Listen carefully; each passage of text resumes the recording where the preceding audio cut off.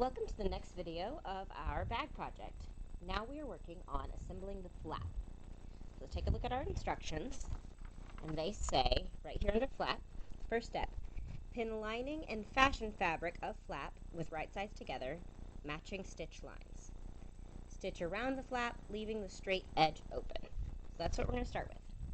So for my bag, I have chosen to do two different contrasting fabrics for my flap. So here are our right sides. So we want to lay them right sides together. Line them up nicely before I get started with pinning.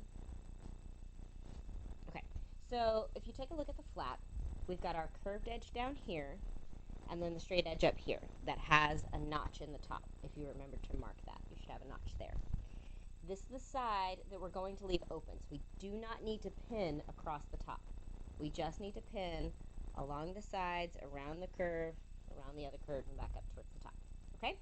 So why don't we speed run through this, because you guys have seen me pin before. We're going to pin these lines together, matching the stitch lines like we've been doing this whole time.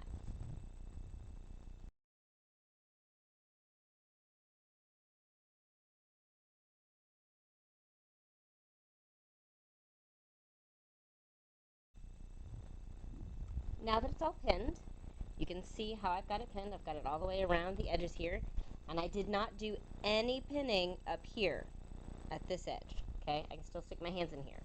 No pinning up here because I don't want to sew these edges together, because remember with our maze project, when we sewed two pieces together and then we had to turn them right side out, that's what we're doing here. We just have a much larger opening that we're working with. Okay, so I'm going to start at this corner, stitch all the way around, and stop at this corner.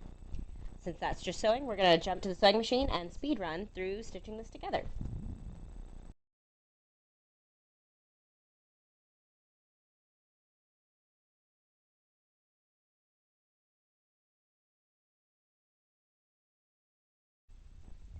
So now that we have this all stitched together, you just notice that it's all stitched together now, but we still have this big side left open. Really important you leave this side open because we got to turn this right side out in just a second.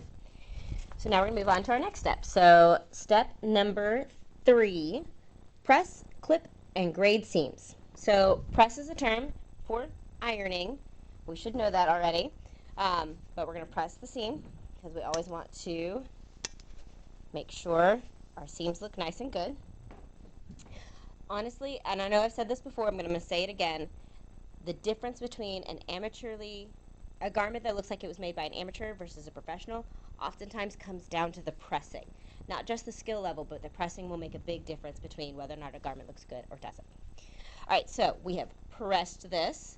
Now we want to clip and grade seams. On our maze project, we clipped corners. We want to do something similar here. So on our curves, we want to cut little V's. When you have a curve that goes out like this and it has to flip in on itself, we need to cut down the bulk of this seam allowance, or else it's going to get really bulky here when we turn it right side out, and all of this fabric is going to just bunch up on itself because it can't fit. So we need to kind of trim some of that away. So what I'm going to do is I'm going to fold the fabric in half. We did this on the maze project. I'm going to make sure that I don't cut through my seam allowance. And I'm just going to cut a little V or a triangle out of the corner there. And when I open it up, it goes into a V. You want to be really careful that you don't cut too close to the seam allowance. You want to leave at least 1/8 of an inch there. But we're just going to cut a couple of V's in around this curve here, so when we flip it right side out, the bulk of this fabric isn't bent over on itself. Okay? Yeah, so I've got about 3 there. That should be plenty for these curves. I'm going to do that over here as well.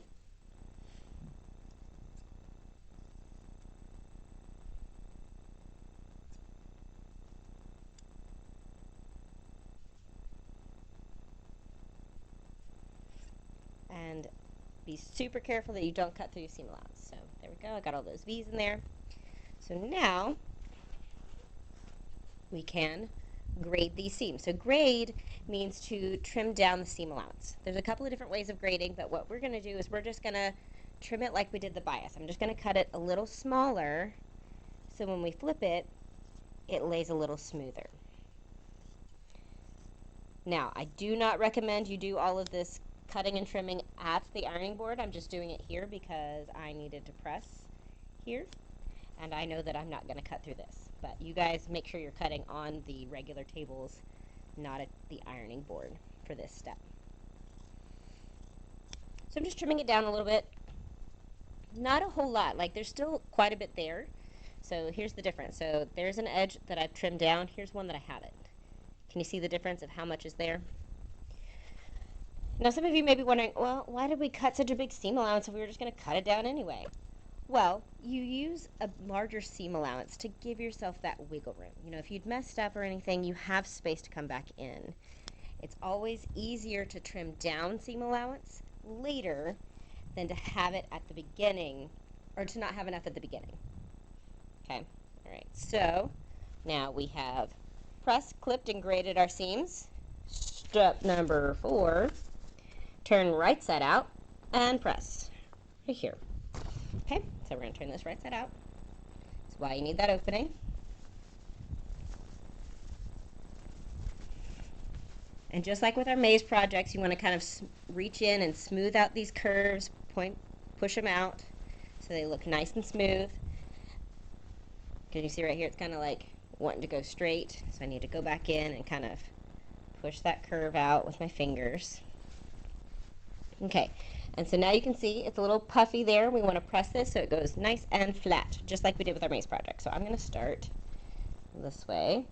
I personally like to, whenever I have to do this step, kind of roll my seam, get a hold of it, and push it into place with my fingers before I press it with the iron, so that I know it's coming out as flat as I can get it.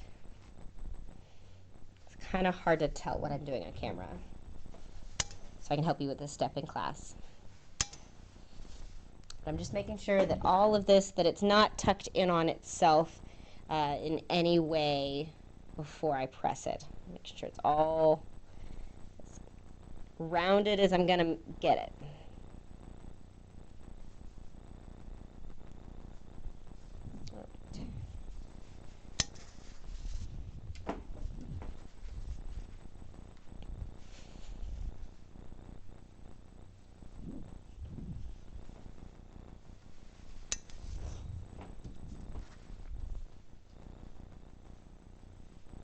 These curves can be a little tricky. You definitely want to make sure that those come out nice and smooth. Because when you press it, that's the shape that your flap is going to stay in. So if it's all weird and has crooked edges, that's the way it's staying.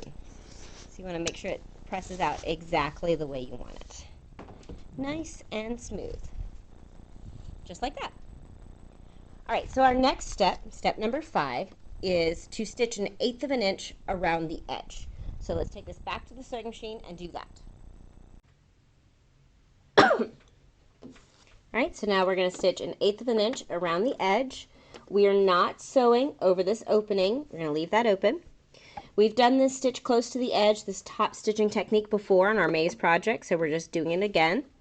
And remember, 1/8 of an inch is about right here on the presser foot, right where that opening is, okay? So since you guys have seen me do this before, we're going to speed run through this part.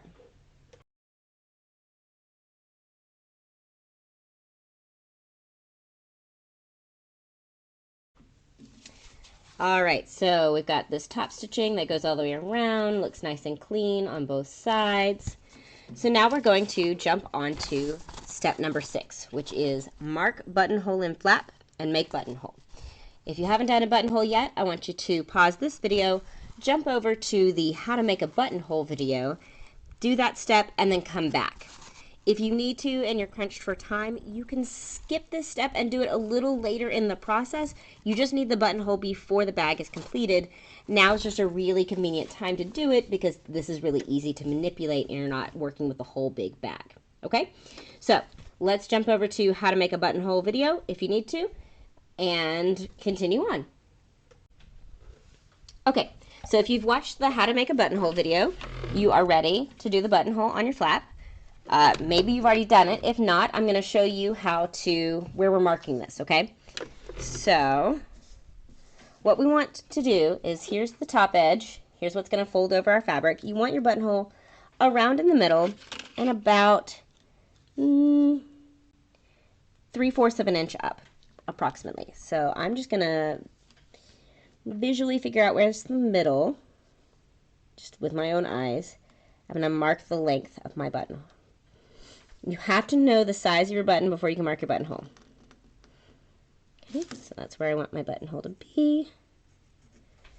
All right, so we're gonna speed run through making our buttonhole since you have theoretically already watched the how to make a buttonhole video.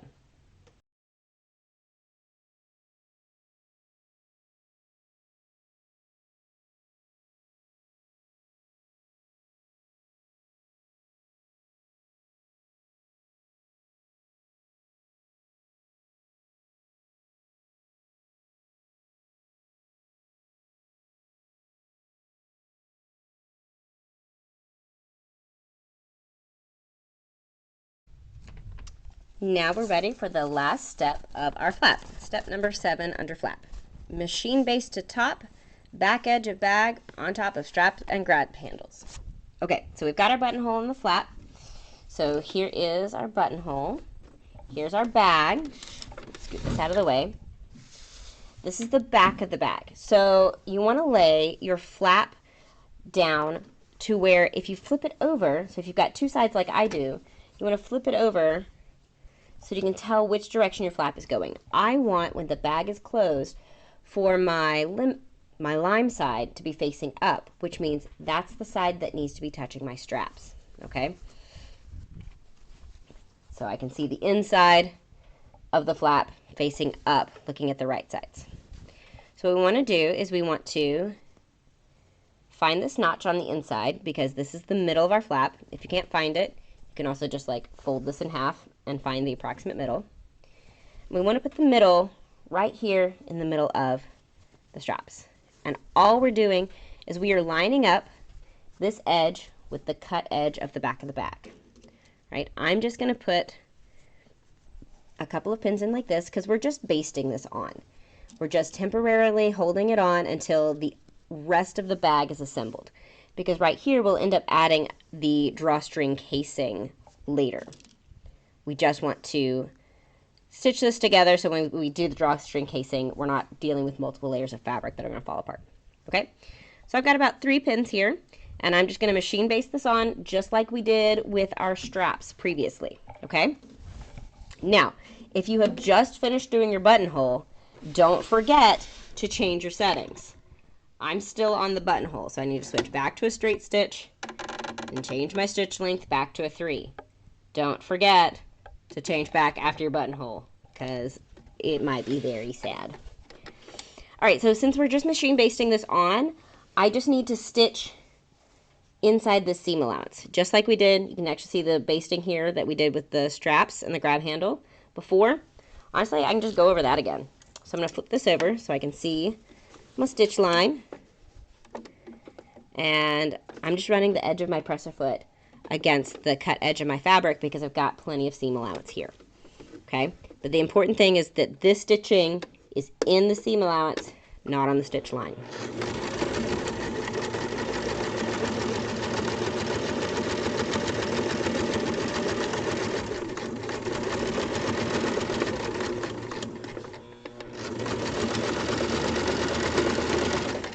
All right, pull this off. Clip my threads, take my pins out, and now the flap is attached temporarily. We're going to sew over it again later when we put the casing on. But hey, look, it's looking more and more like a bag. Here's our front, and the flap flips over the front just like that. All right, so let's move on to the next steps.